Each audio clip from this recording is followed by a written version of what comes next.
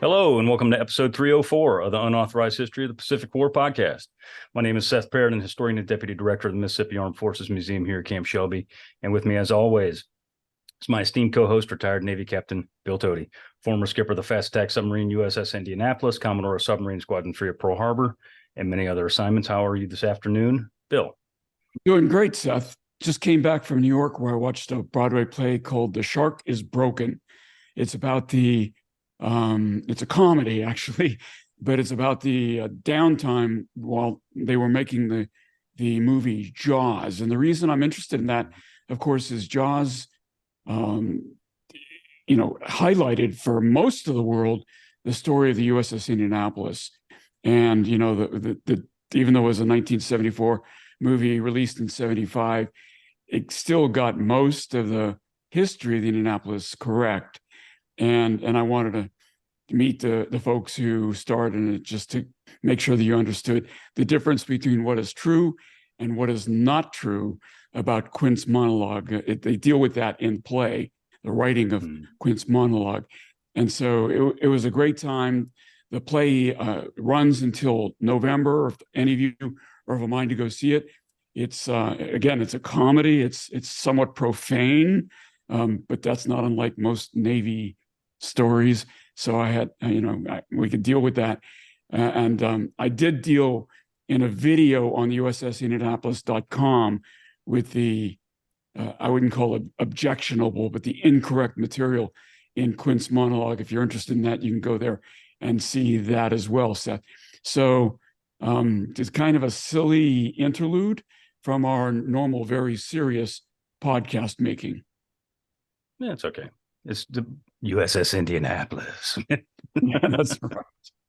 Exactly. Well, with us this week, and we are always glad to have him, and he has not been with us for a while, and we're glad he is back with us and will be with us again in some future episodes this season, is our fantastic friend and awesome historian, Jon Parshall. Jon, how are you this afternoon? I am great. Thank you. I'm taking a little time out from NOAA and the Nautilus's dive on the Kaga today, which has been tremendously fun and interesting to be a part of. So, yeah, absolutely. And Akagi, what was it, Sunday? I guess it was Sunday or Monday. Yeah, Akagi was 2 days ago, and that was honestly one of the most amazing things I think I've ever done as an historian. It was just so cool to be integrated with such a great team, and being able to pop my few words of wisdom in every so often. But yeah, being able to see that ship for the first time in 81 years was just astonishing. It is fantastic. It is so damn cool. Damn cool. And before we get to do it from my study. Yeah, and you don't have to be sitting out there in the middle of the ocean. I don't have to be on the ship. Here it is in high def. I loved it. Yeah, it was amazing. So anyway, pray continue. That's awesome. Before we get started, we want to ask you to like and subscribe to our YouTube channel as it helps others find our show. We want to get the history to the masses, and if you want to help us do that, please like the videos and subscribe to our channel. Now on with this week's episode. So Truk, prior to 1944, and even in February 1944, the name Truk would send shivers down the spine of any American airman. The mysterious, almost mythical Japanese bastion of naval power in the Central Pacific was seen as an impregnable fortress. Virtually no intelligence was at hand regarding the mysterious Japanese naval colossus. Its distance from Allied bases had rendered Truk out of reach from prying Allied recon eyes until early 1944.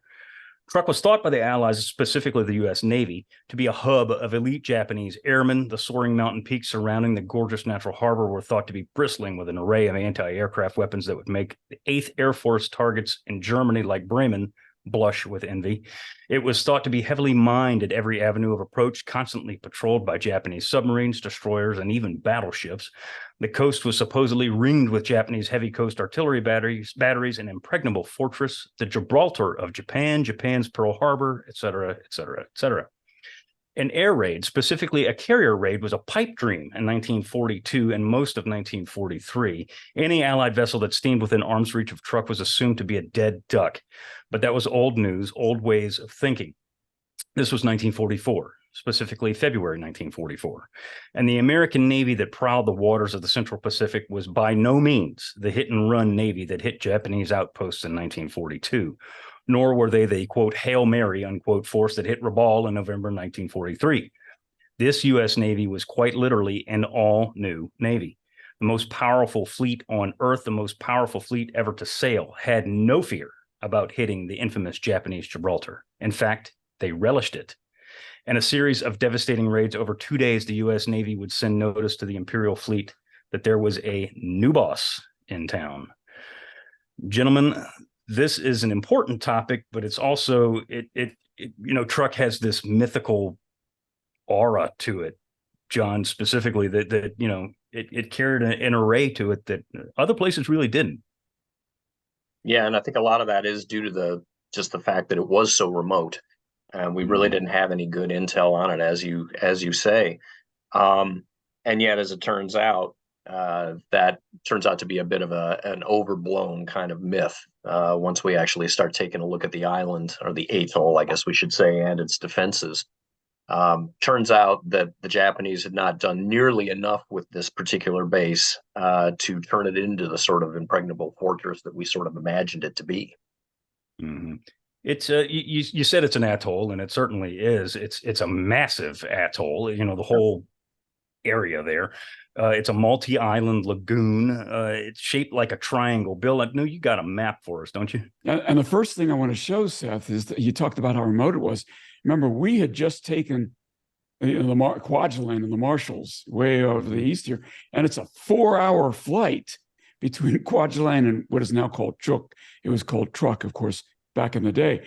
And so, yeah, if you weren't on an aircraft carrier, no airplane was going to be doing regular routine reconnaissance over these things, except for really long range flying aircraft like PBYs. But here's the atoll. And so it's shaped like a triangle, like you said, and with these islands in the middle, well-protected atoll.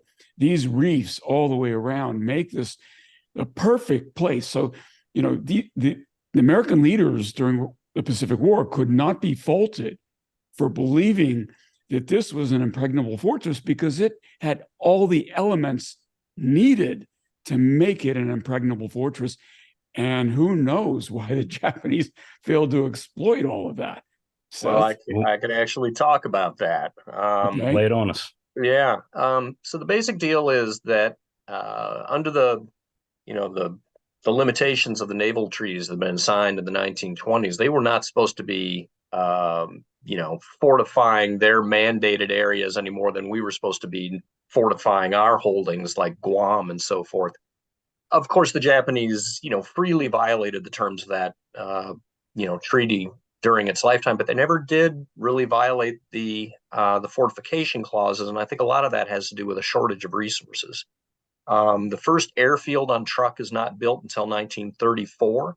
They didn't really get serious about building installations there until 1939, when they brought in some penal labor battalions to start kicking off the construction process. Even in 1942, there were Imperial Army officers who were being, gradually sent out to some of these bastions that had normally been kind of the holdings of the Japanese Navy. And now they're being tasked with, being sent to places and saying, set up defenses here. And they get out there and they're like, why hasn't anything been done out here? A lot of this is due to the fact that the Japanese didn't have a ton of shipping. So how do you get the concrete and the rebar and all the stuff that you need to build things out to these remote holdings? The other thing that's going on is that they don't have enough in the way of heavy construction equipment like steamrollers and, steam shovels and that kind of stuff. This is a nation whose auto industry only produces 1/80th the number of vehicles that the United States does around this time, right? So there's just not a lot of heavy equipment to go around. And this inability to build bases is something that bites them all throughout the Pacific War. They just don't have the heavy equipment to make that kind of stuff materialize in the same way that we can come ashore someplace with, a battalion or two of Seabees, and within a week, we've got a functioning airfield. The final thing that's going on here, of course, is that there's this huge war going on in China which is draining imperial coffers to the tune of about $1 million a day by the time you get to the late 30s, which was real money back then. And, you know, the pie is only so big. If the army is spending all of this money in China, guess what? There's not enough left over for doing things like building defenses in a remote base like Truk. The bottom line, in the words of Marc Mitscher, he says that basically the Imperial Navy looked at Truk not as a defensive bastion, but as an offensive springboard. And as such, they're not really as interested in building defenses there. And for Rabaul, though, did they kind of inherit all of that? Because that's an interesting question. Yeah, and actually, Seth made this point, as in the notes leading up to this episode. If you look at Rabaul is a much more formidable target than Truk is. Actually, many more anti-aircraft guns, way more service personnel. We're talking about 100,000 guys in Rabaul as opposed to about 17,000 in Truk. So, yeah. And you can look at too, and not to get ahead of ourselves because we don't want to, get too far ahead of the story, but you can look at how long it took to reduce Rabaul. Mm-hmm. How many air raids by the Army Air Forces, by the Australians, how many, there were 2 carrier raids on Rabaul, but I mean, there was constantly being hit by airstrikes for months and months and months and months. And it was, by the end, it was pretty much done, as we already talked about that. But I mean, it took a long time to whittle that sucker down. Whereas in Truk, it's like boom, boom, and that sucker's gone. It's dead. 2 days and done. Yeah. Yeah. Mm-hmm. So Truk itself, getting back to your point, John, what you were saying is it is remote, but for the Japanese, it's a perfect springboard for that. They grabbed the Carolines in 1914 after World War I. Of course, Truk is in the Caroline Islands. The base is established in the mid to late 1930s, and it's, as you said, there's not a lot of stuff that's being poured into it, but it is there, and it's strategically located right smack in the center of the Carolines. The naval base lies due north of New Guinea and Australia. It's located along the sea routes between the Japanese southern holdings and the home islands. It was a perfect location for a strong, formidable naval base, except that they just never, what you said, they just did not do it. They just didn't do it. Didn't have the resources, didn't have the shipping. Yeah. And to an extent, didn't have the interest. But you're absolutely right. I mean, it features obviously very prominently in the accounts of the naval battles that happened in 1942. A lot of the forces that came down to tangle at places like, carrier battles, Eastern Solomons and Santa Cruz, those forces emanated from Truk. The bombardment groups that came down under Abe and Kondo to try to put Henderson Field out of business came down from Truk. It's an incredibly important actor during that portion of the war. But if you look at how the Navy is actually mounting those sorties, for instance, there's not a lot of actual fuel tankage in Truk itself. They did build a fuel complex, but it's a pale shadow of what you would find at a base like Pearl Harbor, for instance, and the Red Hill complex, which has half the oil of Texas. Oftentimes what the Imperial Navy would do is they would sail an oiler down there and just anchor it in the lagoon, and Imperial warships would, sidle up and get refueled. And when they, sucked the tanker dry, they would bring another one in instead of actually using the base facilities to refuel their vessels. So, again, in terms of overall capacity, Truk is not a great big base in the way that we would think of it. Right. And both go ahead. John. What I was going to say is both the Yamato and Musashi were based out of Truk, and common perception is they rarely left. Yeah. I mean, so you've got large consumers of fuel centered there, but not a lot of fuel. Is that what you're saying? Yeah, to an extent, that's true. And, one of the sort of persistent mysteries is, why didn't they use some of those assets like Yamato, Musashi? Mutsu was there as well, a 16-inch gun battleship. I believe Nagata was there at times as well. Have you got sufficient fuel in those oilers to actually bring those super heavy units down to a place like Guadalcanal, even if you had wanted to risk them in the first place? Yeah, unknowable. or maybe knowable, but would take a heck of a lot more digging than I have done. So, yeah. So it's often compared to Pearl Harbor, and in terms of, at least that's what we said, that we being the United States Navy said, oh, this is Japan's Pearl Harbor. But when you look at it from what we've already discussed, and you look at it even a little bit deeper, it's not even close, man. I mean, it's not even on the same page as Pearl Harbor. I mean, there was what, one floating dry dock, one in the entire atoll, and if anything needed any kind of heavy duty repair, it had to go to the home islands. Granted, I mean, Pearl Harbor couldn't do major repairs like Bremerton, Washington could, but they could damn sure do more than Truk could. Yeah, 3 dry docks. I don't think dry dock 4 was built yet, Pearl Harbor, but and they did most of the repairs in the fleet. After having all those ships refloated after the December 7th, right? Yeah, that's right. Yeah. But we knew none of this in February of 1944. Yeah, right. And they did have airfields, and we're going to see, they do send aircraft up, and they had actually several airfields, but much like the harbor facilities, they were kind of at best. They weren't really all that. They were not the bastion of elite airmen that we thought it was, and not even close. And especially by this point in the war, there's frankly not a lot of elite Japanese airmen left. Yes, but it's not the boogeyman that we thought it was, and as we were saying just a few minutes ago, it's not even close to Rabaul in terms of formidable defense. That's right. Yeah. So by February 1944, Truk had an estimated garrison of about 7,500 Army personnel and an additional 3,000 sailors. So, I mean, that'll tell you right there all you need to know. Yeah, 10,000 people-ish. Anti-aircraft batteries had been added, but were still limited to about 40 batteries. Now, we know for a fact that there were several hundred around Rabaul, if I recall. Yeah. So Japanese aircraft numbered between 160 and 180 and were located in and around the multiple airfields in and around Truk. After the war, and this is what you were saying, John, Japanese Admiral Fukudome told interrogators that Truk had been merely a way station.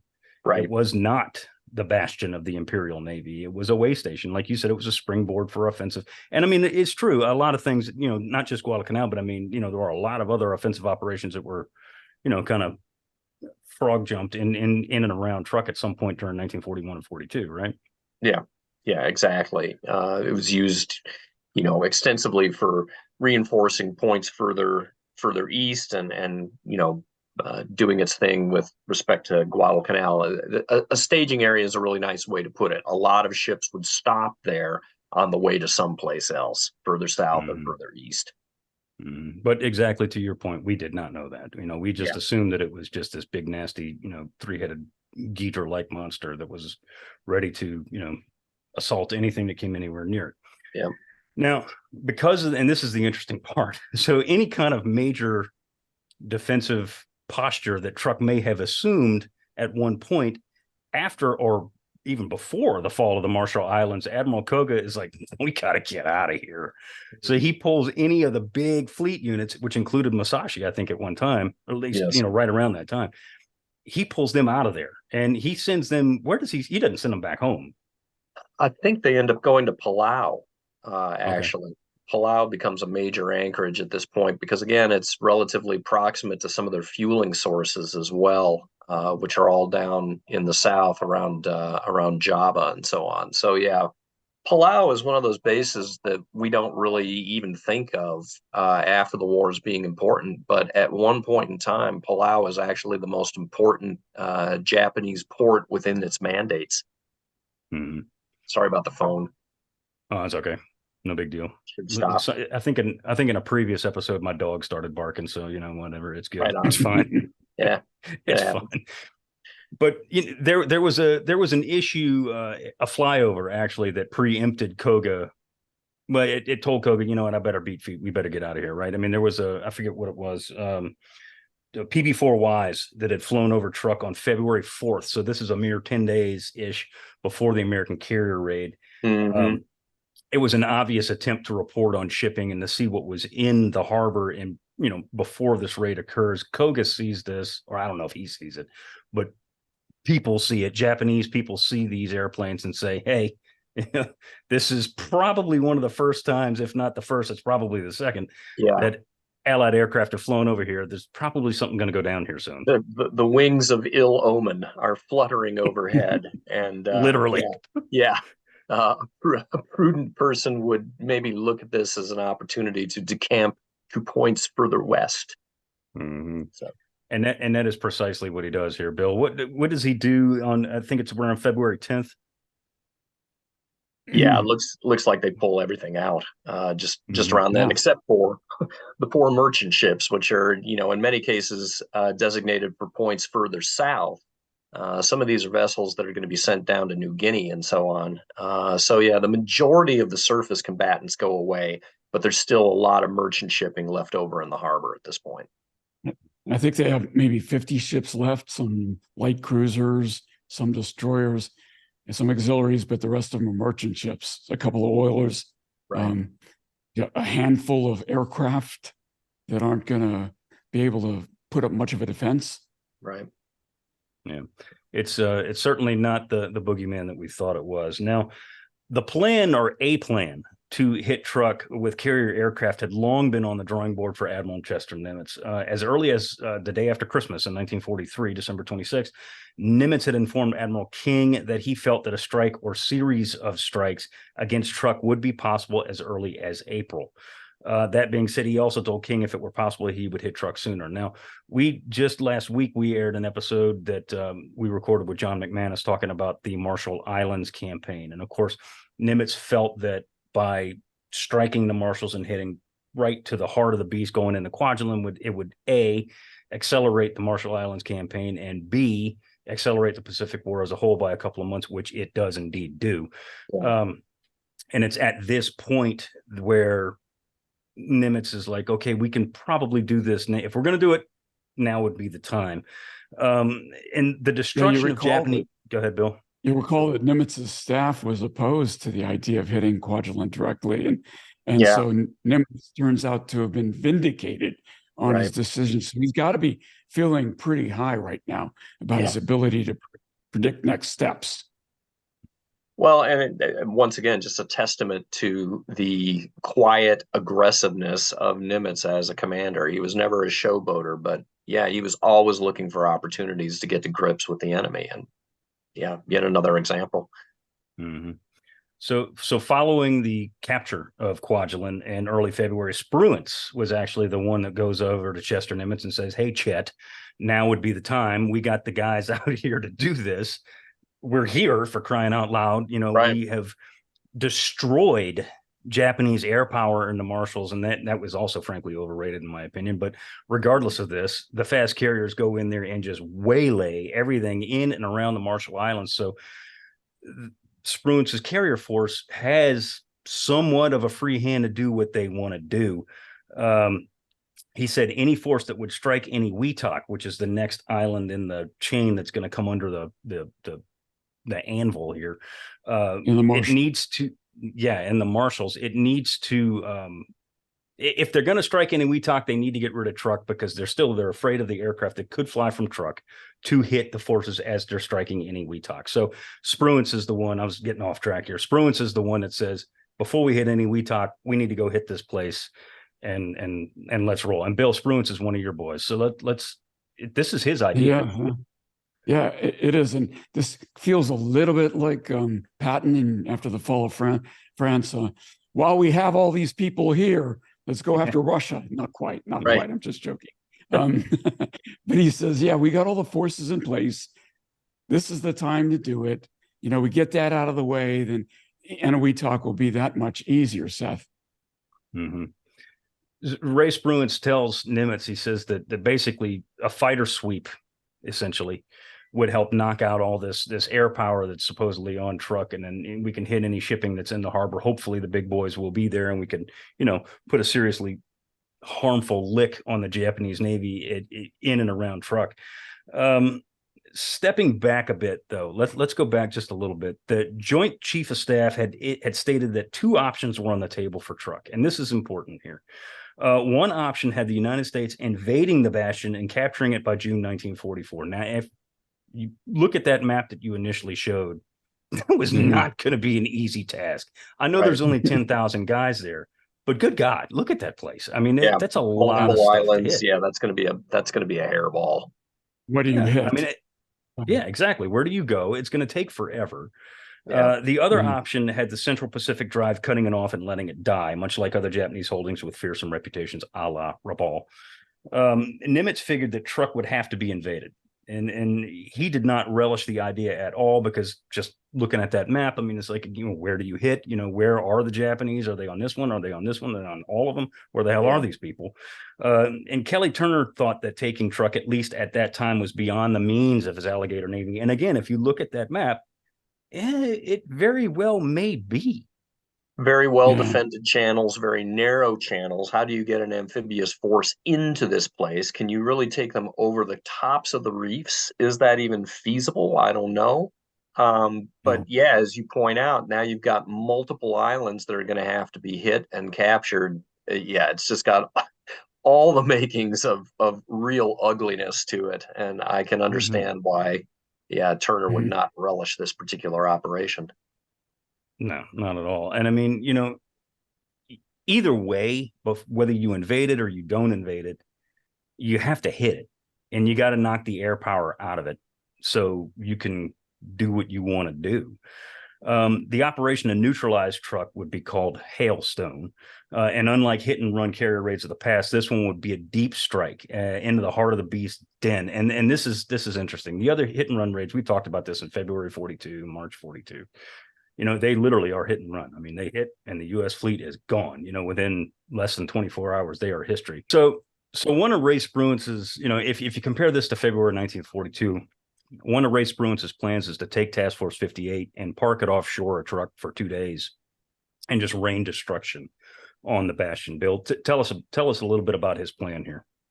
Yeah, I mean, what he wanted to do is hang outside the atoll, because again, going back to the map, you're not going to get in here. You got to be steaming in order to launch and recover aircraft, but just kind of hang out there and just continuously hit it rather than hit, run, like we used to always do. And of course, right now, Marc Mitscher, where's Marc at this point, Seth? Marc Mitscher's in command of Task Force 58. And, we talked about him briefly in the past. He's got, and I know we all had things to say about Marc Mitscher. He's had some transgressions, but at this stage and for the remainder of the war, really, in my opinion, anyway, he's probably better than John McCain. I mean, he is the boss of the fast carriers. And if anything, he was a fighter. The guy wanted to get in there and he wanted to get to blows with the Japanese. He wanted to mix it up all the time. And he was not one to shy away from using naval aviation. John, I know you have opinions of Mitscher, but I mean, he's evolved. I don't have a lot of problems with Mitscher later on in the war. And what makes this raid so interesting is that it really does mark an inflection point in the development of carrier air power, in that we now have a naval implement it is not just a raiding implement, it is a true power projection implement that it can, if need be, go to an enemy bastion, park, sit there for weeks, if need be, supplied by the mobile logistics train that is now backing it up, and use its 500, 600, 800,000 aircraft that we're going to bring to the party and just beat this bastion into submission. That has never been possible before in naval aviation. Kita Butai in 1942 couldn't do that kind of thing. It had to, when it comes to Pearl Harbor, it can project power over that island for 5 or 6 hours, but now it's got to get out of Dodge. This is an entirely different animal that we are bringing to the party. This is, as I say, a true power projection force that can actually go toe-to-toe with a land-based bastion and destroy it. Absolutely destroy it. And go ahead, Bill. No, what I was going to say is, a thing or two about Midway, John. During Midway, the Japanese had the ability to operate multiple carriers kind of in an organized fashion. We did not. We just operated them independently. And here, Mitscher's bringing 5 fleet carriers to the fight and four light carriers. How are they coordinating the flight operations of these carriers? Thank you for setting me up with that beautiful softball, my good friend Bill. There it is. Because this is actually something that I think is really important to understand, is that by the beginning of 1943, and certainly by the middle of 43, there's a whole package of technological changes that are coming together very nicely for the U.S. Navy that are in turn leading to doctrinal changes. So the basic story is that in early 43, Admiral Frederick Sherman comes out to Pearl Harbor with the newly refitted USS Enterprise, which is now, been in the yards for a while after Santa Cruz and the November 42 battles. He brings this, newly refitted fast carrier back out to the Pacific. The Essex is now there. The Yorktown is now there. 2 or 3 of these Princeton class, Independence class light carriers are now there. Sherman is incredibly interested in trying to solve the problem of how do we get carrier task groups to be able to work together, maneuver together, and launch aircraft together. And so he has the opportunity, now that he's got 5 or 6 of these ships to play around with, to actually hammer out the nuts and bolts details. They now have newer radio sets, very high frequency radio sets that allow them to talk between ships and in many cases talk between task forces. We've got 4-channel VHF radios for our cap fighters, so there's a better means to communicate with them. All of these ships now have combat information centers. We've got better search radars. And so this whole package comes together to enable the Americans to come up with what is going to kind of be their formula for the rest of the war, which is we're going to have task groups of 2 or 3 carriers, a couple of fleet carriers and maybe a light carrier. And we'll have multiple of those task groups, which are going to be dispersed because for the sake of defense, we want to make sure that we're not putting all of our eggs in one basket the way that the Japanese did. The way that the Japanese were able to mass their air power for coordinated offensive activities was by putting them all in eyesight of each other. That was the only way they could do it. Now, though, with the newer communications technologies that the Americans have got, they can actually coordinate the offensive firepower of multiple task groups, which will be out of sight of each other. Okay. Mm-hmm. And even within the task group itself, if they come under attack, part of Sherman's methodology is that the task group will break up and each carrier will take whatever escorts are closest to it and form a little ring around the carrier. And they're going to be operating relatively dispersed so that even the task group doesn't have all of its eggs in one basket. The end result of this whole thing by, middle of 43, towards the end of 43, is now we have the best of both worlds. Defensively, we are distributed. Offensively, via technology, we can coordinate all this air power, put up great big strike packages, and go off and nail a place like Truk. So that takes me to the end of my spiel. Thank you so much. No worries. You create multiple threat vectors on the offensive side. Yes. And you're dispersed, which dilutes the threat on the defensive side. It's brilliant. And perfect. I don't think Sherman gets enough credit for this development. Yeah, because it does lead directly to a brand new set of doctrine called PAC-10, which comes out at the end of the year, which is, completely transformational in terms of how this force is going to be utilized. Speaking of the force, let's lay it out here. This is impressive. So this is February 1944. As we said, for Hailstone, Mitscher is going to employ the talents of 5 fleet carriers, 4 light carriers that could combined put 560 aircraft aloft at one time. That had never been done, to my knowledge, not to this point. Now, of course, it gets greater later on in the war. It gets even crazier, but that wasn't even his full lineup. There were more carriers in the barn that just weren't ready to go. They were either being under refit or there was something going on or their air group was training, whatever. So that's something that I think people need to understand, is that Mitscher is in control of this all-powerful force, and it's not even the whole force. It's not even all he's got. It's incredible. All these carriers are surrounded by 90 screening vessels. 90. battleships, cruisers, destroyers, you name it. They're all there. Are all fast, all the fast battleships. I mean, it's 7 battleships, 10 cruisers, both heavy and light, and 28 destroyers. I mean, it's a massive amount of force. Again, going back to the Midway analog, Kita rolls into that battle with a grand total of 21 warships, 4 of which are carriers. So they took 17 escorts along to the party for that climactic battle. We're bringing 90. Yeah. So to lay out the ships that you were talking about, John, we got in one little mini task group within the task force, you've got Bunker Hill and the light carriers Monterey and Cowpens. And then in another group, you've got Enterprise, Yorktown, of course, it's a CV-10, and Bella Wood. And then finally, in the third one, you've got Essex, Intrepid, and Cabot. Yep. Yeah, nobody had ever seen power like that before. Again, little groupings of 3 ships. There's either 2 fleet and 1 light fleet, or the reverse. But yeah, that's going to be the basic building block for our carrier force for the rest of this war. Mm-hmm. And it just gets bigger and nastier and meaner as the war goes on. Yep.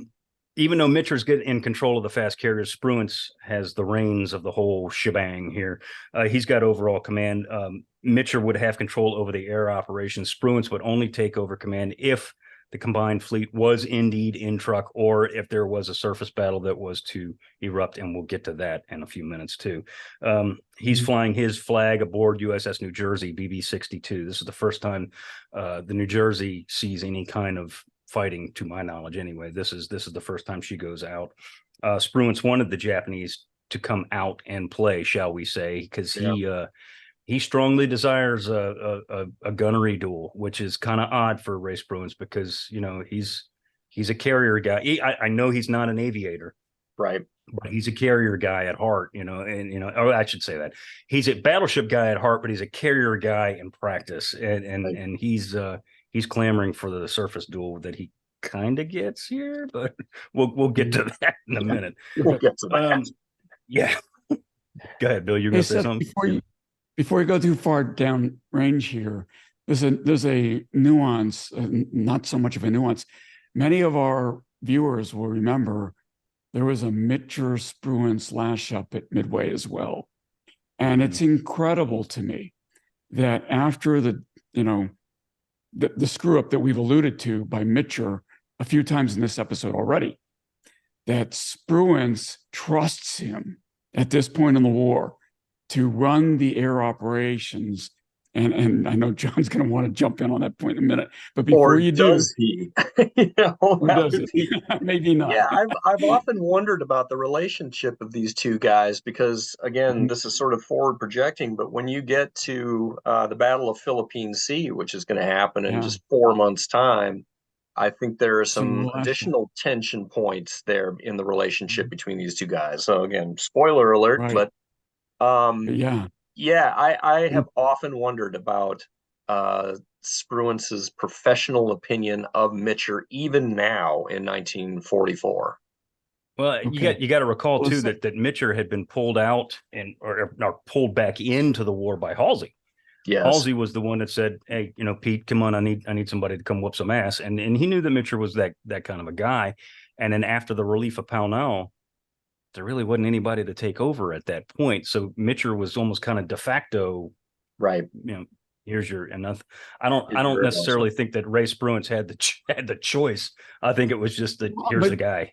But that's a good point. But he did have a choice, and this is the second point I want to make: is that doctrinally, he almost plays this as if it were an amphibious assault. And what I mean by that is the Navy is in command until the point where the forces are ashore, and then command shifts to the ground forces commander.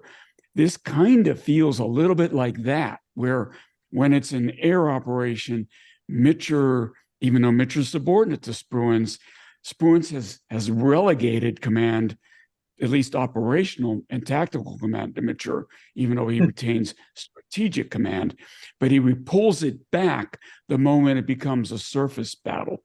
Doctrinally, I don't remember other times when this kind of thing is done.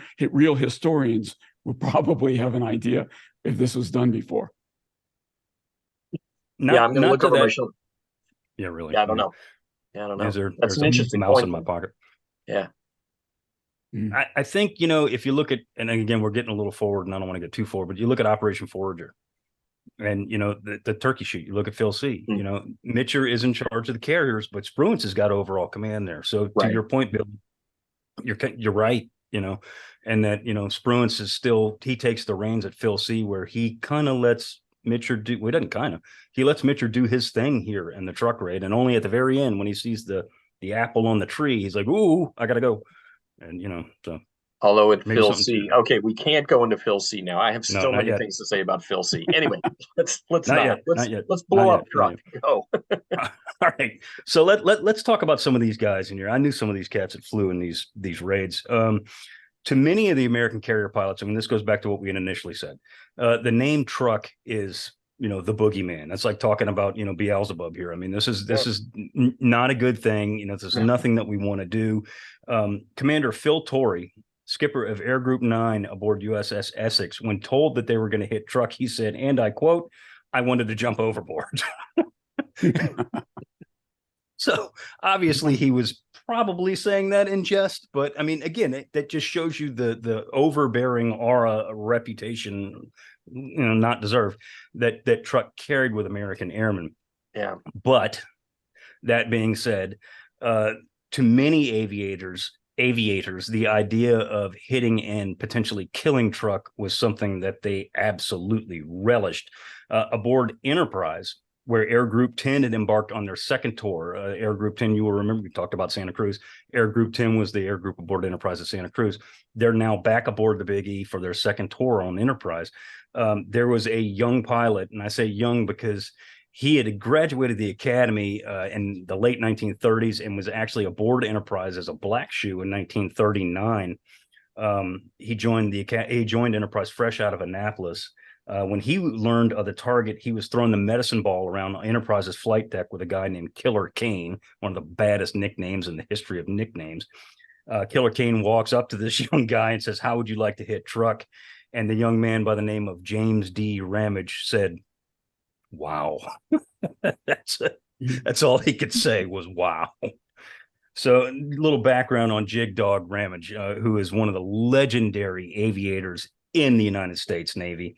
As I said, he'd served aboard Enterprise as a black shoe ship's company right after he graduated from Annapolis in 39, or he served aboard Enterprise in 39.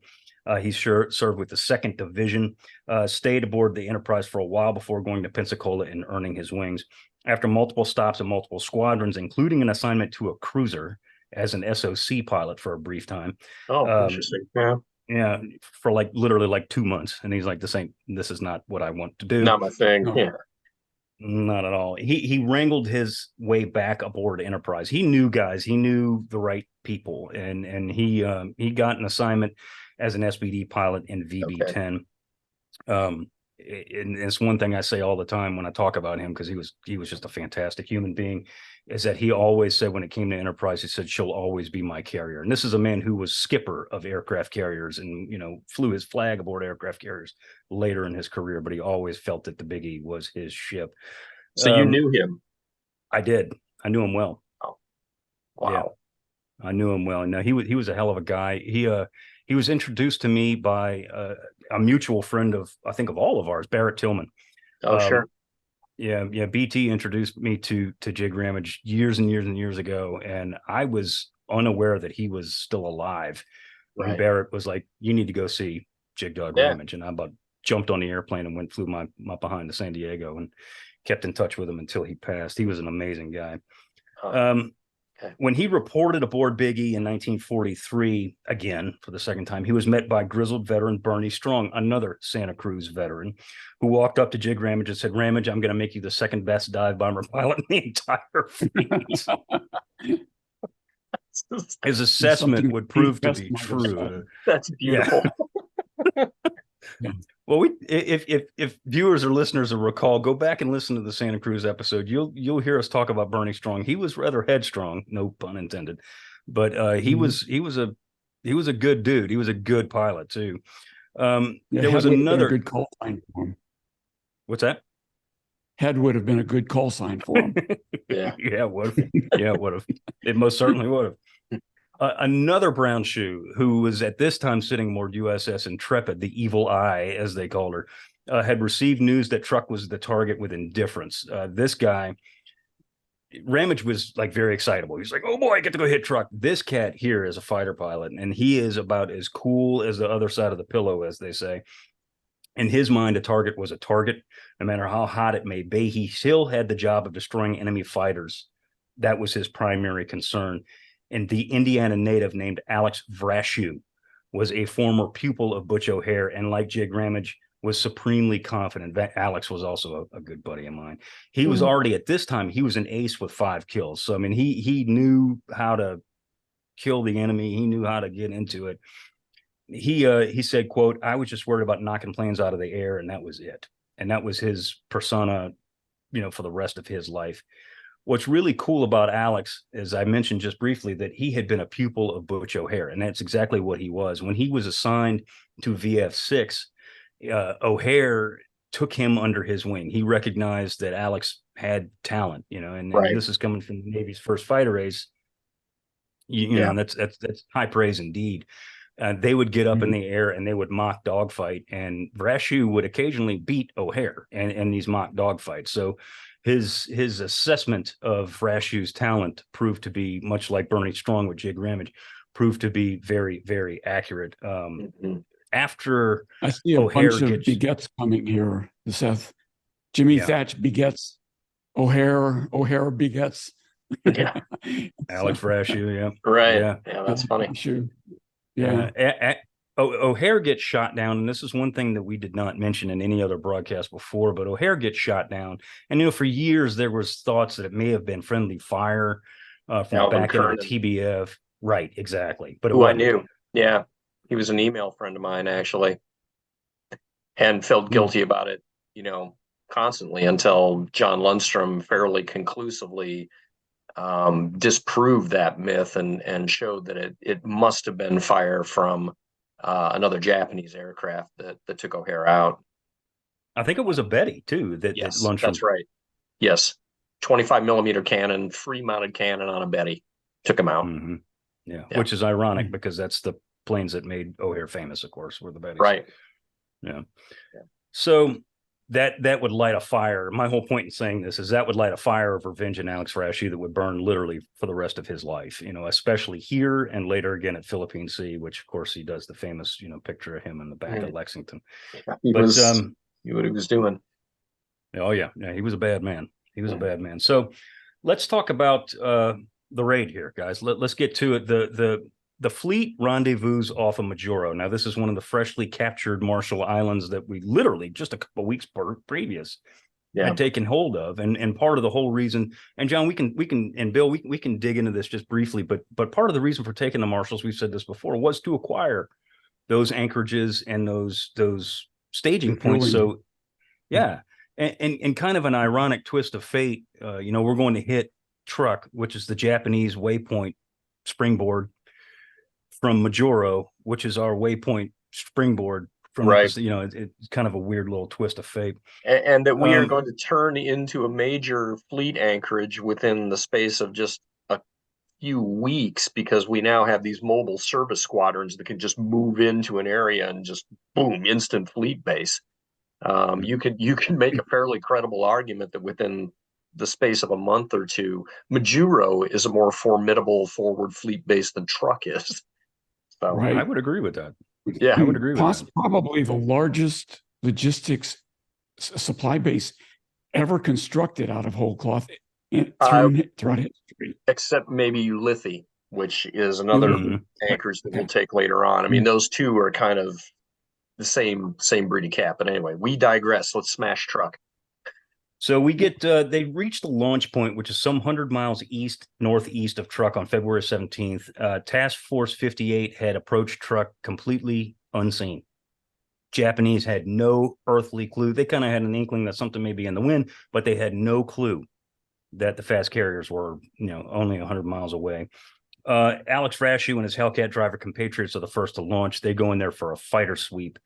They form up over the dive bombers and Avengers and provide an aerial umbrella that made the ship killers, and we're going to get to these guys, feel pretty easy. They flew for less than an hour before the target appeared ahead of them. The Hellcat pilots like Vrashew said that the fighters that rose to meet the Americans were not as many as had been expected.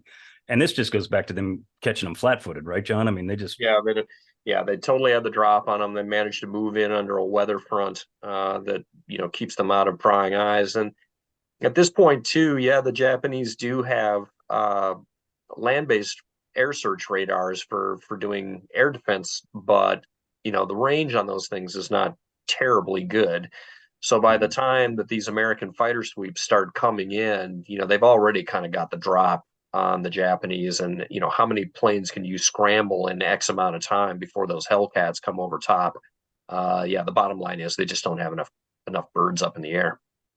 At least 56 is how many you can scramble, because that's how many claims there were, Carol. And the claims actually for one time, the claims actually come pretty damn close to what the Japanese put up in the air. Okay. I think there's a difference of maybe a dozen on the Japanese side that they... which in fighter pilot terms is, a rounding error. So that's tremendous. I mean, there were a ton of Japanese aircraft, as we said, in the area, but there were 56 claimed kills, and I want to say that the Japanese said it was actually closer to about 40, but still, it's not bad. Right. A further 72 are destroyed on the ground. The reasons why the Japanese response was paltry, we just kind of talked about it, but Truk's aerial commander, do you know anything about this Kobayashi Masami? Have you heard about him before? No, sorry. I'm not, I'm not a down and dirty, know this guy, know that guy in the Japanese flying corps, I'm afraid. From what I was able to decipher about this guy, he wasn't like a bad dude or anything, but he had his people on alert for weeks after that PB-4Y had flown over, and literally 2 days before Mitscher's people come in there and raise hell, he takes his pilots off alert because they had been on alert for damn near 14 days straight. Right.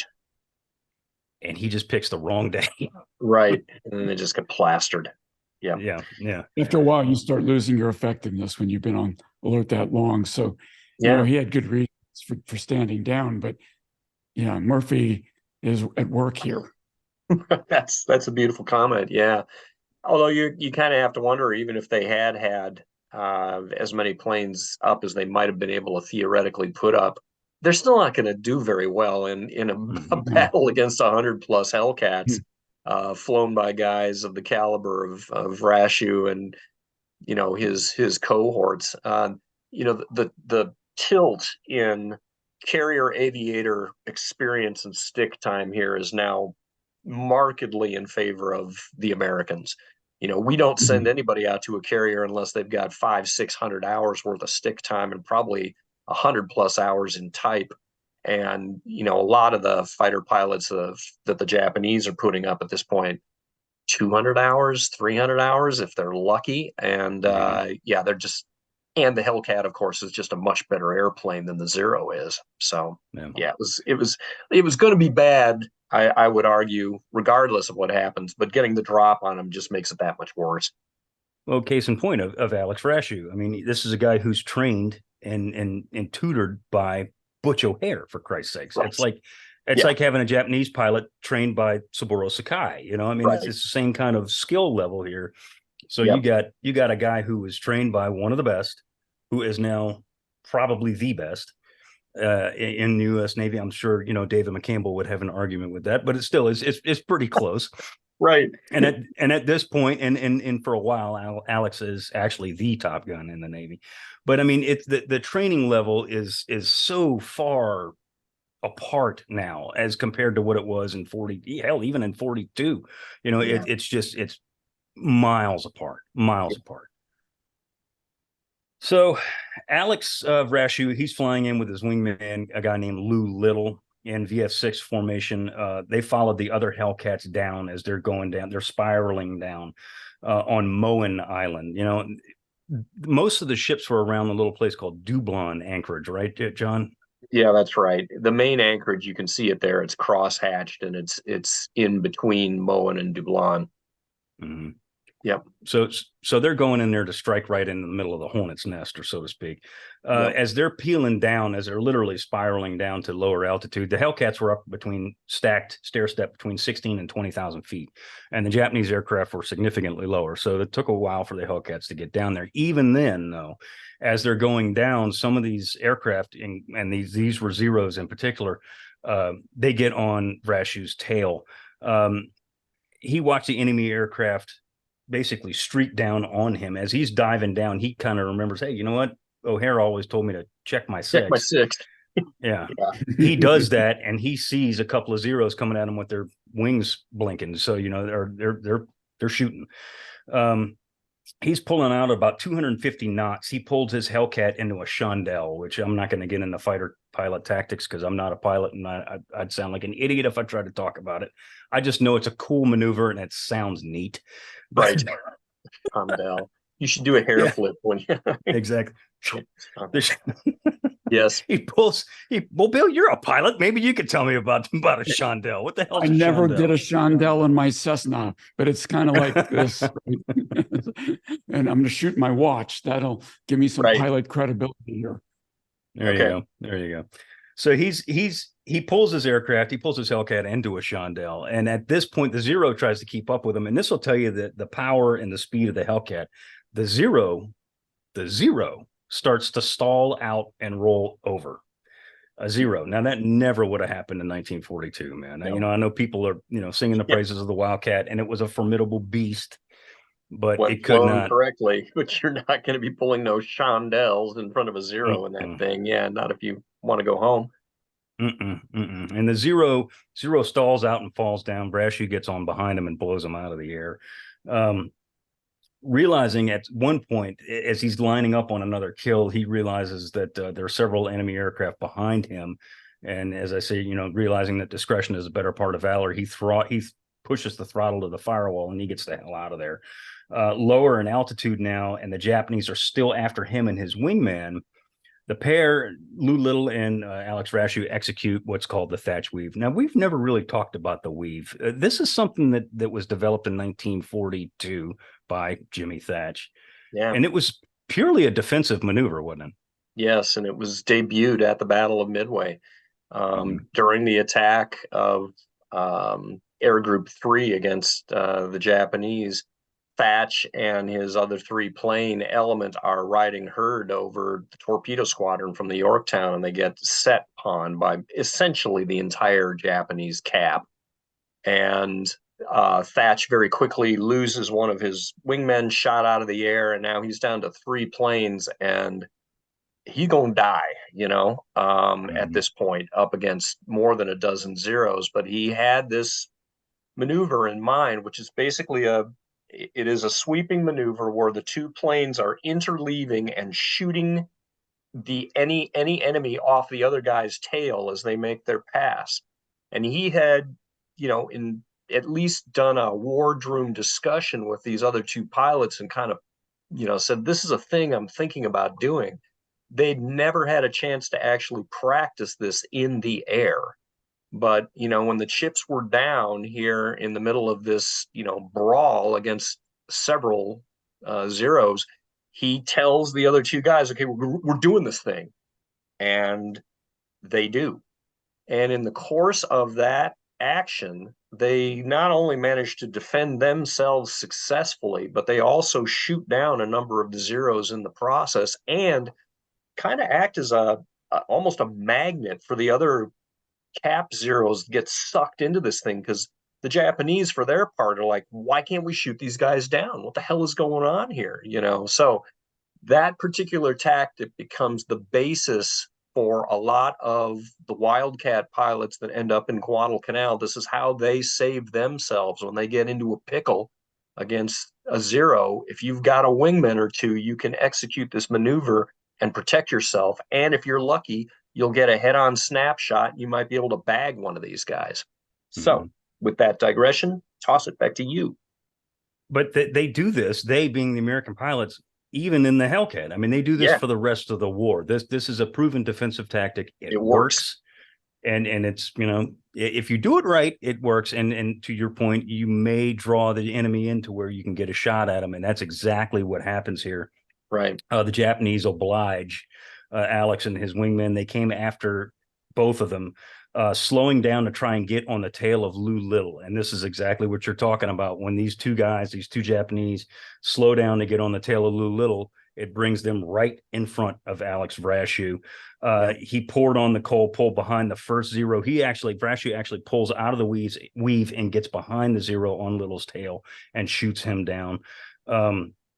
This guy was an expert marksman. And again, not to fast forward to Phil C, but we're going to talk about Alex again at Phil C. How can you this not? Guy, yeah, I mean, he was a dead eye. I mean, he didn't, hose him down. He'd like, and the plane would go down. I mean, this guy was incredible. He slides in. Go ahead. I was just going to say, again, back to the Thatch Weave. Another thing that you've got an advantage if you are taking that head-on shot.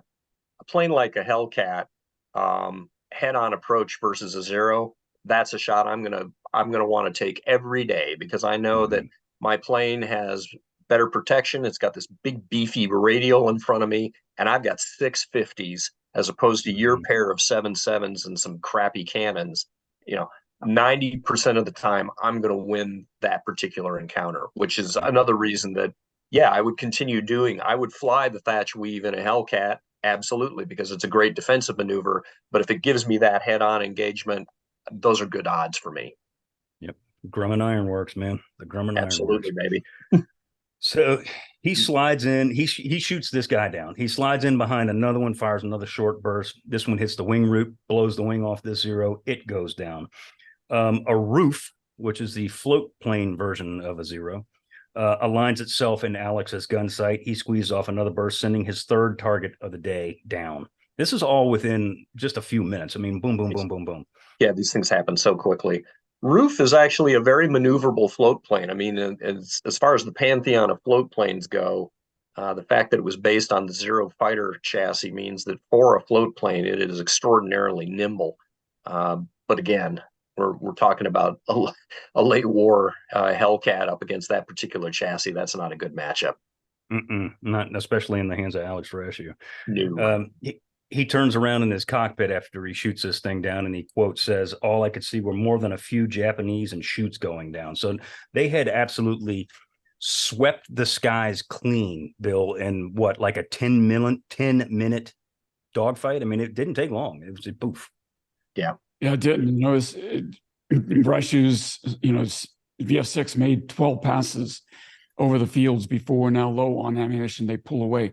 So the bombers flown by men like Jig Dog Ramage could do their work. So, I mean, again, to John's earlier point, if more aircraft got in the air, they just would have been shot down in the air instead of destroyed on the ground. So in final analysis, it didn't make any difference. Yeah, that's right. No, the fighter sweep did exactly what it was designed to do, which was sweep the air clean of Japanese aircraft. And to your point, Bill, after they swept the air clean, they went down and strafed the airfields. And, as I was saying, I just kind of touched on it. Alex was an expert marksman. That was something that was pounded into his head by Butch O'Hare, is don't hose them, just pop them. Right. He was able to make strafing runs after. Efficiency. Yeah, exactly. He was able to make strafing runs in his Hellcat after shooting down 3 enemy aircraft. So I mean, that's being very very frugal with frugal. Yeah. So Mitscher's mission plan called for a continuous stream of American aircraft over the target. Of course, this is the Truk anchorage here.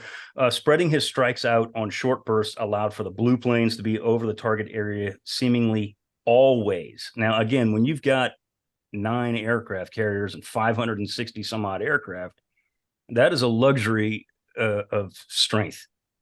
Yeah, and this is really kind of interesting because typically what you wanted to be doing earlier in the war is if you're going to launch an attack raid, you want to put as many planes up in that pulse of firepower as you can. But at this point, as you say, we have the luxury of putting multiple pulses that are good enough sized, and we've got fighter cover overhead the entire time too, so nobody's going to mess with them.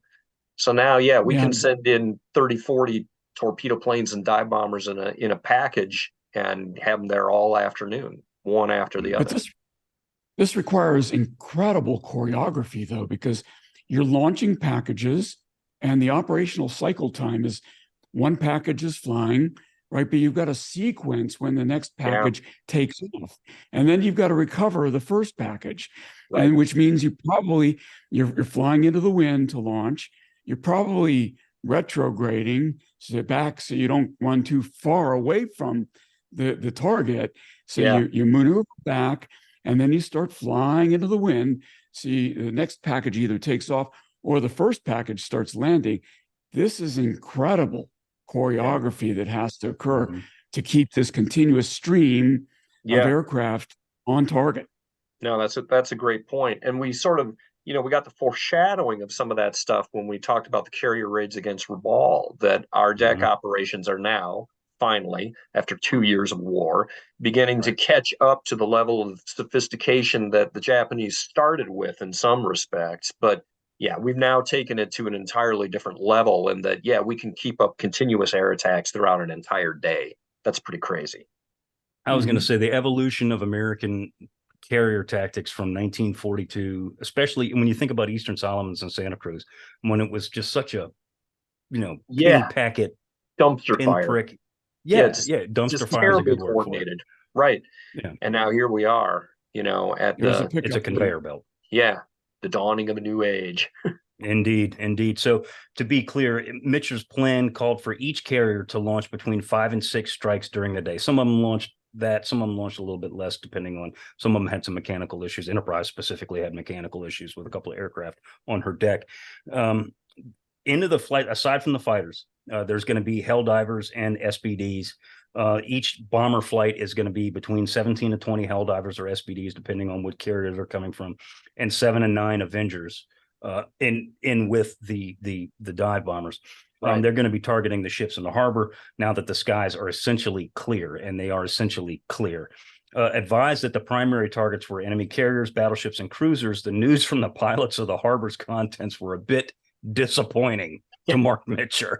Yeah, right. Got a bunch of merchant ships here, basically. Yeah, a couple light cruisers, some destroyers, but it's wall-to-wall merchantmen. And that's what Ramage said. He said, he said that the harbor was full of ships when they came in, and he was right. There were about 40 ships in there, but the wrong kind. They were not the big boys or girls, however you want to say it, that they wished had been there.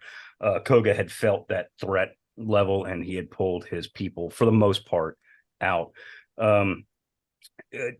Jig recalled, he recalled, and I quote, I pulled this directly from his oral history that I did with him. He said, merchant ships were there, unfortunately, no naval ships, but damn it, it was just beautiful. Yeah. He says, I picked the biggest ship I could find. Go ahead. I was just going to say, if you see the photographs from the raid too, the weather is absolutely perfect. It is clear skies, very few clouds. And so the whole anchorage is laid out in front of you. And there are some spectacular photos that come out of this. I would say, too, I wish I had this book. Unfortunately, it's in my basement, which is all torn up right now. But Dan Bailey's World War II Wrecks of Truk Lagoon, which is a big coffee table book. I don't know if you've ever seen it, but it is gorgeous and full of just tremendous amounts of research on the actual attack, too. So if anybody ever wants to nerd out on this particular raid, Dan Bailey's book is just absolutely wonderful. That's true. Hey, Seth, I also love Jim Ramage's quote on the fighters, right? He said, on the way in, I saw maybe 2 zeros, but they weren't mad at anybody. I just love that, right? They weren't going to go after him. They weren't mad at anybody. Right. No, they were scared. They were running away. Yeah, exactly. They had pulled, these are some of the survivors from the fighter sweep. When Ramage's people come into view here, or come into view of the target, and to his point, they're like, I don't want any part of this. No, thank you at all. Yeah, I've had too much Hellcat already this morning. Thank you. Hell yeah, and don't need any more. And to be clear, just so people are going to hear this say, "Oh, Jig Ramage," and they're going to think something stupid. His name was James D. Ramage, and the phonetic calls were Jig Dog, so that's how he got Jig Dog Ramage. So just to cut off any stupidity that may arise here in the future, It was from his call letters. Anyway, regardless of this, as he's pulling over the harbor, over Dublin Harbor, he says, quote, "I picked the biggest ship I could find in the Dublin anchorage and went down on it." As he pushes over, the Japanese AAA opens up, and it's rather impressive in number, but it's woefully inaccurate. Over the naval base, the AAA was particularly heavy, but over the other areas, it wasn't. I remember him telling me that it depended on where you were. As he was pulling out, it was nothing, but over the naval base, it was pretty stout. Yeah. Carrying a 1,000-pound bomb, Ramage lines up on the Hoyo Maru, and this was indeed the biggest ship in the harbor. It's a 13,000-ton cargo ship. Ramage's 1,000-pounder smashes through the stern of Hoyo Maru after the bridge on the starboard side. He recalled, quote, "We blew the sides out of it. The bow was up in the air and the stern was down sinking," unquote. And he's not far off on that. You know, a lot of times when pilots say, "This is what it looked like," it didn't look like that at all. Yeah, right. Yeah. This is one of those cases where it actually does resemble what happens. Well, and this is a case of we really are kind of shooting ducks in a barrel here. I mean, you know, a plane like the Helldiver or the SBD, this is an aircraft that is designed to hit a fast-moving warship, and instead what you have are merchantmen, many of whom are at anchor. So, yeah, I mean, how are you possibly going to defend yourself against incoming packs of a dozen and a half dive bombers at a time? It's just, yeah, it's a walkover. You know, and going back to Pearl Harbor, and I'm saying that you know, the Americans called Truk Japan's Pearl Harbor, and that was a very real feeling amongst a lot of these aviators, is that they were hitting Japan's Pearl Harbor, even though we have, you know, dissected the fact that it was most certainly not Japan's Pearl Harbor. It to them it was. And Ramage said, he said, quote, "We were really happy about the strike. We were really still unhappy about Pearl Harbor, and this was our chance to do some good, and we did," unquote. Yeah. And they did. I mean, his Enterprise comrades absolutely pounded the targets. Just ahead of Ramage were the Avengers, dropping their ordnance, 6 100-pound frags. They plastered the airfield and any outbuildings they could find. So the Avengers are coming in and they're laying waste to what's left of the outbuildings and the facilities on the airfields, and just pounding everything in the way. And we do have torpedo planes in the mix here too. I mean, we're not just using the TBFs for ground attack. A number of them are carrying fish, as will be demonstrated shortly against some of these other targets. Well, this is one of the first times, honestly, and we say this all the damn time, but it's the truth, that this is one of the first times where our torpedoes are actually working. And it's God's honest truth. By February 1944, we actually have torpedoes that are not 100% reliable, but they're a damn sight better than they were in 1942. It only took us half the war, but we finally, good Lord. But by God, we got there. God, yeah. Nothing wrong with our torpedoes. Pay no attention to the man behind the curtain. Yeah, exactly. Right. So, exactly. Anyway. So, to your point, John, the torpedo planes, and these guys in particular, the ones we're going to talk about, are coming from Intrepid. These are coming from USS Intrepid, and they're TBF Avengers. They're carrying their torpedoes. They set their sights on one particular ship that you know a little bit about. This is a nasty thing here. Yeah, Aikoku Maru, which is actually a merchant cruiser. So carries a number of 5.9-inch guns as well. In fact, you can see those on her wreck. There's one of them right on the stern of her, I believe. But yeah, they hit this ship, and she's got ammunition in her forward hull. And after one of these hits, the forward magazine essentially detonates and just truncates the ship right in front of the stack of the ship, which is a midship. So the whole bridge and everything forward of it is just vaporized, and the ship, very quickly sinks. There's a spectacular photo of her detonating in this little mushroom cloud kind of deal, which unfortunately ends up taking out the crew of one of these TBF Avengers that had just dropped a fish on her and was pulling up overhead when, the forward hull goes off and vaporizes not only the forward half of the ship, but also this TBF Avenger that is right overhead. So it's a pretty spectacular explosion, and she is one of the most spectacular of the wrecks that is still there to this day. So something like 945 guys are killed in this thing, right? Yeah, it was not only the ship's crew, but there was also personnel from a Japanese army brigade that was being sent further south. I believe they were slated to go down to New Guinea, and yeah, they never make it. Everybody on this ship dies. Well, I'll show some of the pictures of this thing when it goes off. It looks like a nuke going off. I mean, it's just a massive. Yeah, it's pretty amazing. It's bad stuff. So Mitscher's plans for having aircraft over the target all day worked actually very, very well. Jigdog Ramage flew 2 more strikes on February 17th, hitting whatever he could find in the port after he hits the 13,000-ton tanker in the morning. Big E's Avengers from VT-10 went after shipping in the afternoon. Diving steeply, the Avengers released high because of their slow and long pull-out times. The following strikes found less and less worth attacking because really that first initial strike just mops crushes. the floor. Yeah. But, and Bill, I've been saving this one for you because we got to talk about it. And I guarantee you, a lot of people who are watching this probably know about the Truk raid, but they don't know about this. So as the aircraft, this is, I don't know, the 4th, 5th time that Harbor's getting hit. This is the 3rd time specifically that Jigdog Ramage is airborne. He's pulling out. He's dropped. He's done his thing. He's out of there. They're wreaking havoc on Truk.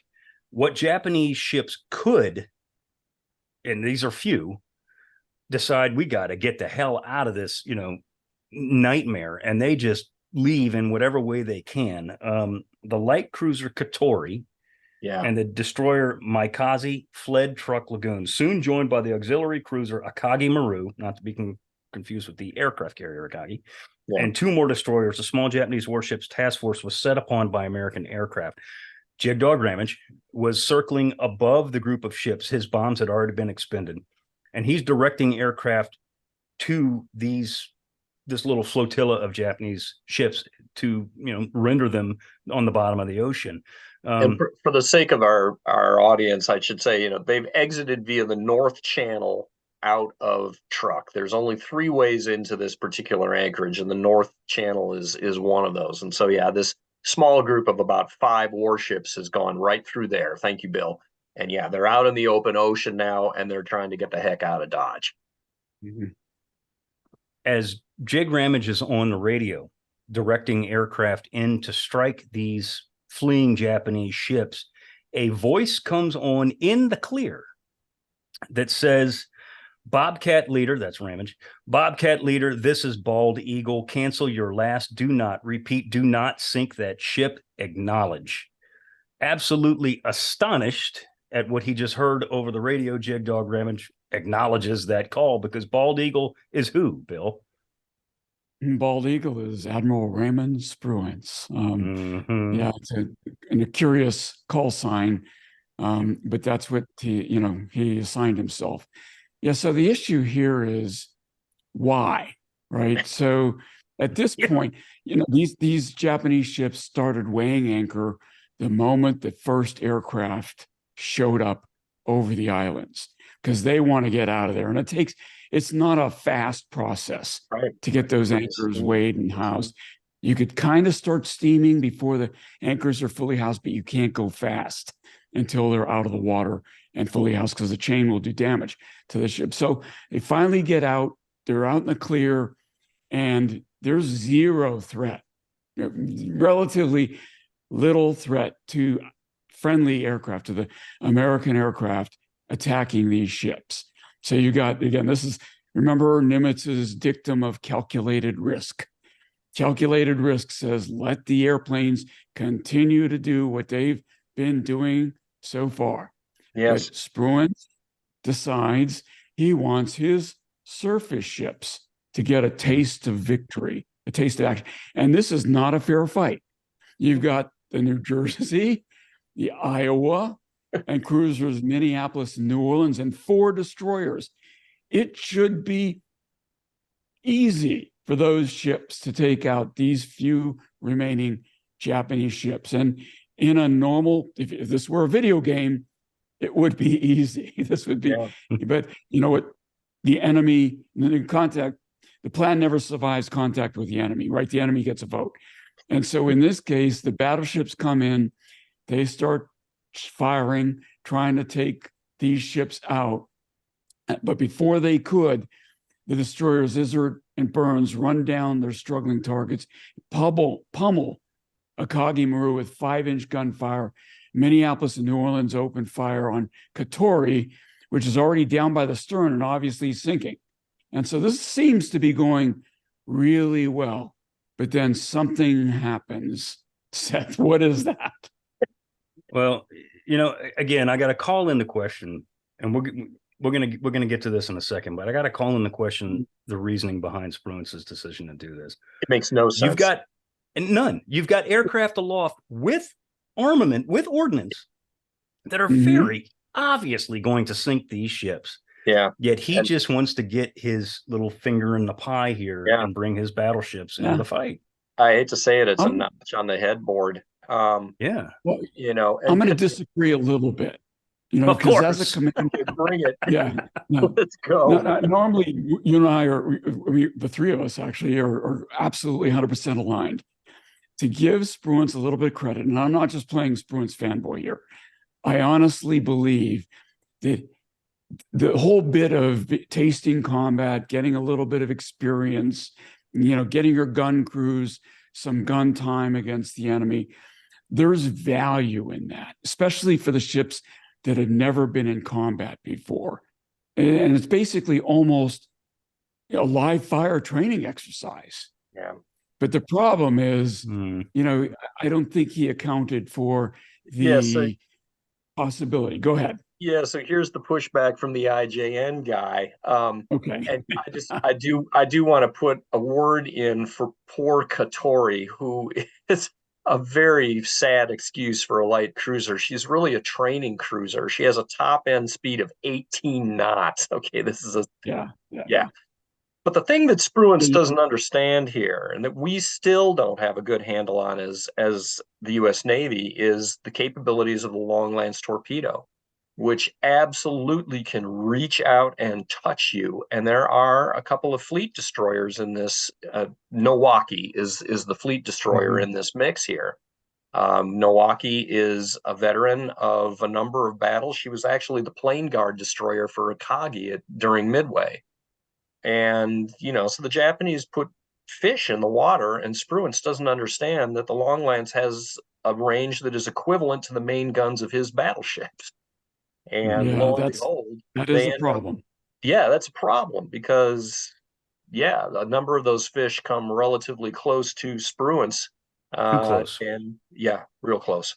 And it would have been pretty embarrassing for him to have one of his battleships taken out of action by some destroyer torpedoes. Right. Again, I'm trying to defend him based on what he knew rather than what he should have known. And he should have known these long lance torpedoes were a great danger.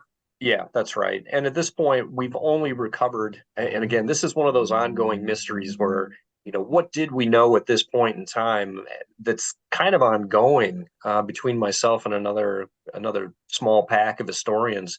We've captured a long lance on Guadalcanal. It washed up at Cape Esperance, and we've had the thing.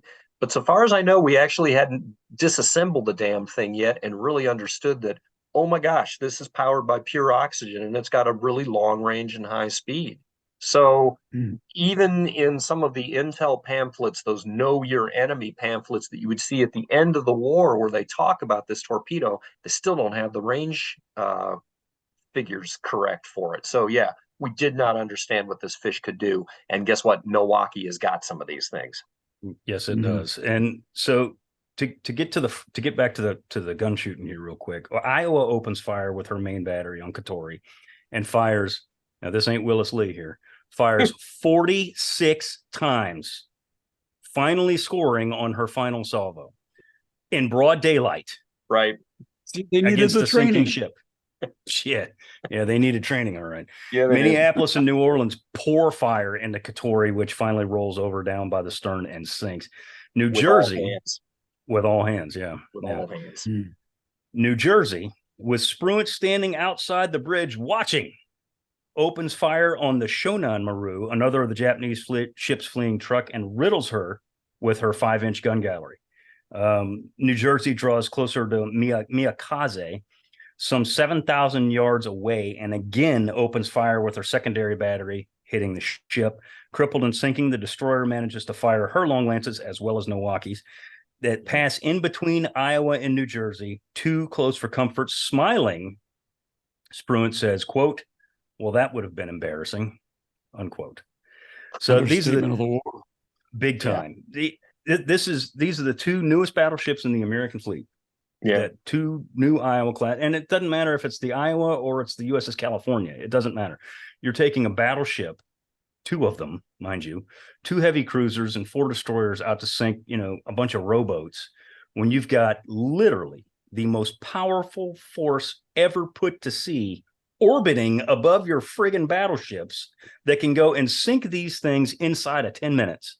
Yeah. And you risk getting these 2 super dreadnoughts punched with Japanese torpedoes, perforated, just to put a feather in your feather in your cap. And I'm sorry, but if Spruance, if that happens, Spruance is done. He's done. There's some splaining that has to happen at that point. Yeah. The other thing I noticed, now we've already gone to the point in the war where if you're a surface commander, your chief of staff's going to be an aviator, right? Mm-hmm. Yeah. So Spruance's chief of staff, Captain Carl Moore, is an aviator. I believe so. Okay. Yeah. Because he even says this was sheerest folly, a waste of time, effort, and potentially lives, right? And he was correct, but he's saying this from the standpoint of an aviator. Now, again, I'm telling you, you all are right. 100% right. This was folly, and Carl Moore was correct, even though he was saying that you should let the aircraft take those ships out rather than the surface ships. And I think Spruance learned something from this, which is going to benefit us later in the war. But this should never have happened. I agree with that. It is highly uncharacteristic of the man.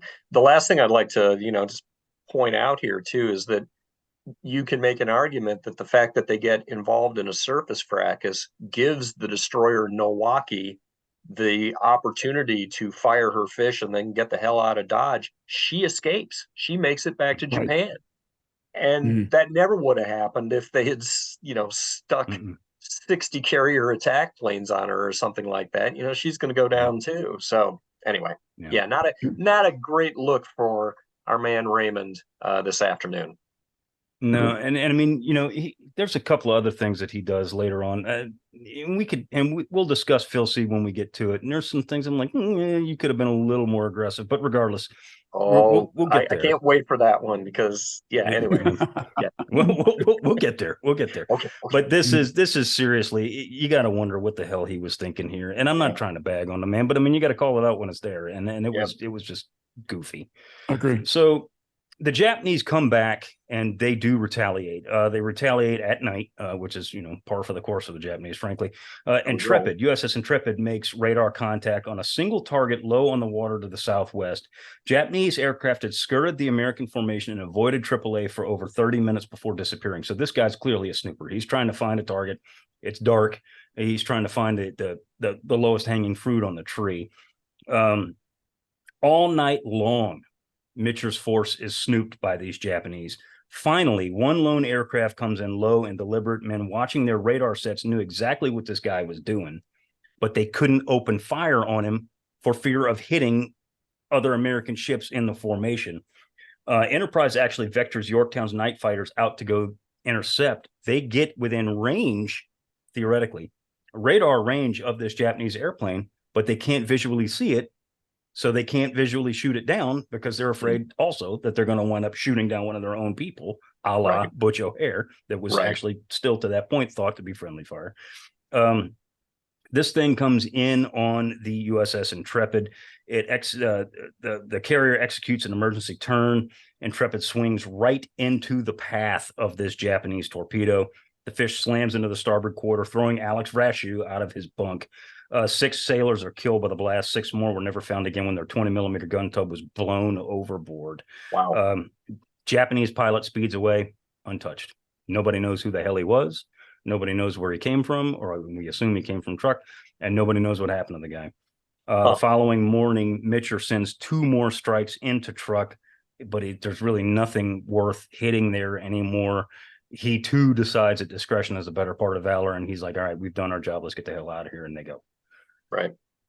So let's give an assessment of this thing here. The raid on Truk itself was a resounding success. Yeah. You know, I mean, it was a huge success. Task Force 58 achieves complete surprise on both their approaches to the targets. The fighter sweep on the first raid was so successful that the Japanese fighter opposition, while admittedly stauncher on the second raid of the day, was non-existent by the third. Literally nobody rose up. Yep.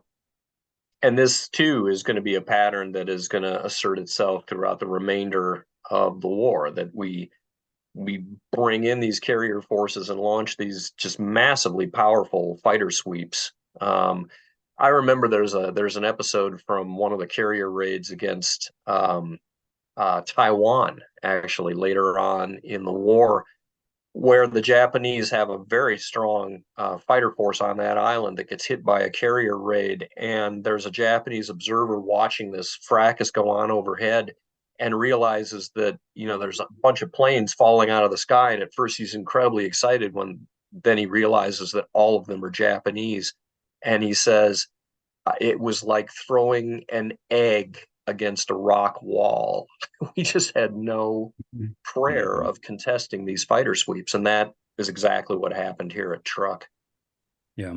The umbrella provided by the fighters of Task Force 58 was virtually impenetrable. I mean, yeah. and to be clear, you know, there are obviously Japanese fighters that are going to get through here and there, but for the most part, it does exactly what it's supposed to do. The bombers and Avengers also prove that with the rotation of the pilot and gunner crop, and this is important, we talked about this briefly at the beginning, the gunners and the pilots from 42 and 43 they're back home for the most part. There's some that are still out there, but these guys that are new have been trained by those guys. Exactly. And there is virtually no drop off in terms of talent. Quite the opposite, actually. These guys are probably better than the guys in 42 and 43. And they're flying a better moving the needle. Yeah. Oh, yeah. Keep raising the bar, or whatever metaphor you want to use. Yeah. At this stage in the war, and this is only February 1944, the United States Navy's aviators are unquestionably head and shoulders above the Japanese right now. Yeah, for sure. Mm-hmm. Yeah, and the other thing is, you know, we sort of poo-poo the fact that, you know, there was only merchant ships in the harbor, but we end up sinking 200,000 tons of merchant shipping in a day, which roughly equates to, you know, what a monthly burn rate was for the Japanese, maybe a little less than that.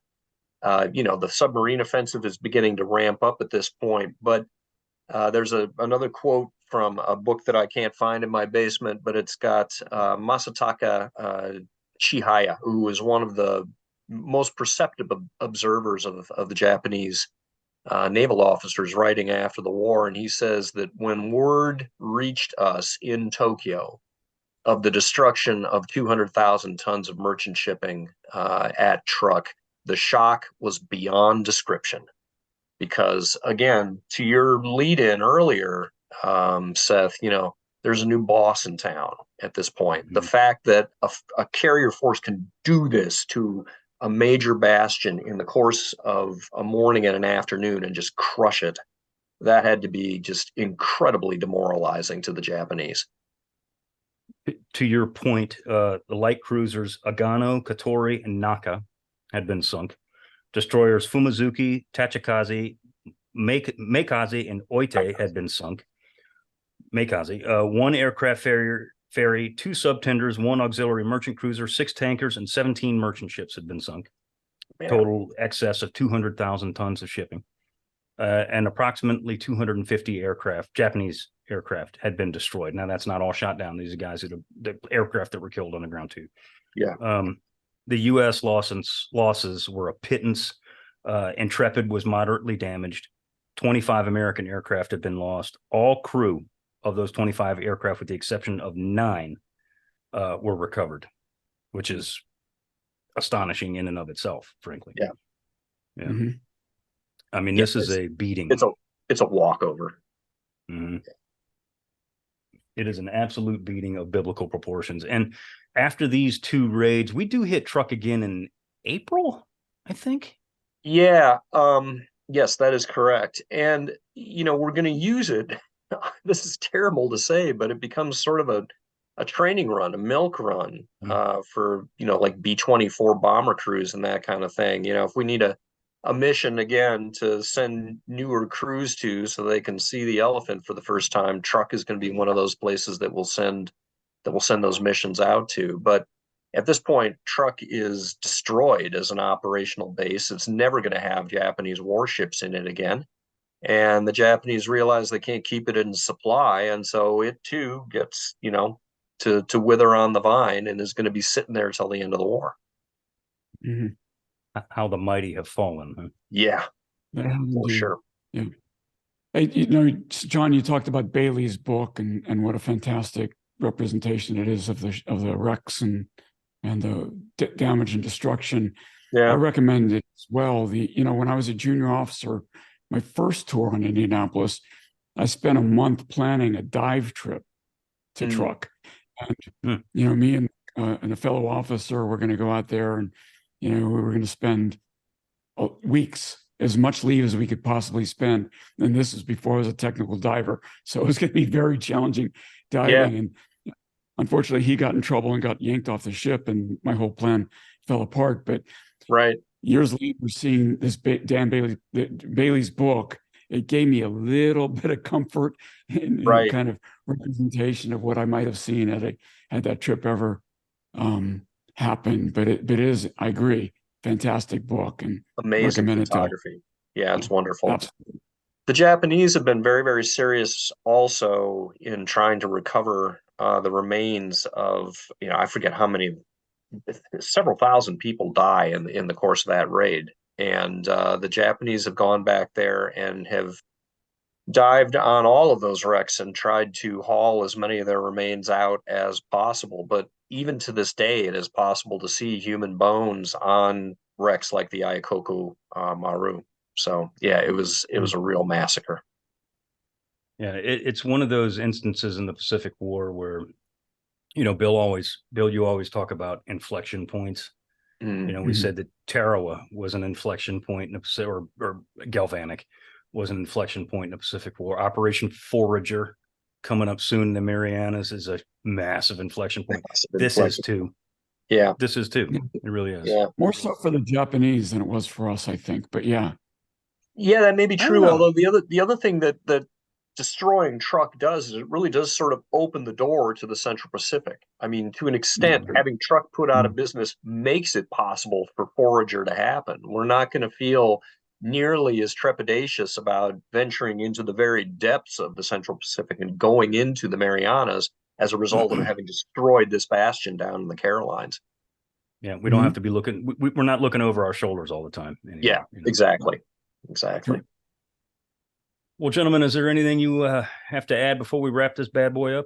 No, I feel like we've gone over it in relatively good detail. This has been a lot of fun. Yeah, always is. So with that, we want to thank you for listening in on our conversation. Please subscribe to the Unauthorized History of the Pacific War podcast wherever you receive your podcast. Give us a rating and review. We do appreciate it. If you want to see the video version of this and any of our other episodes, subscribe to our YouTube channel called the Unauthorized History of the Pacific War podcast. If you have a question, send us an email at unauthorizedpacificpodcast@gmail.com. And once again, my name is Seth Perrinan. I want to say thank you very much, Bill. And I'm Bill Tody. See you again next week. John, thanks, brother. Thanks so much for having me. It's always a great time.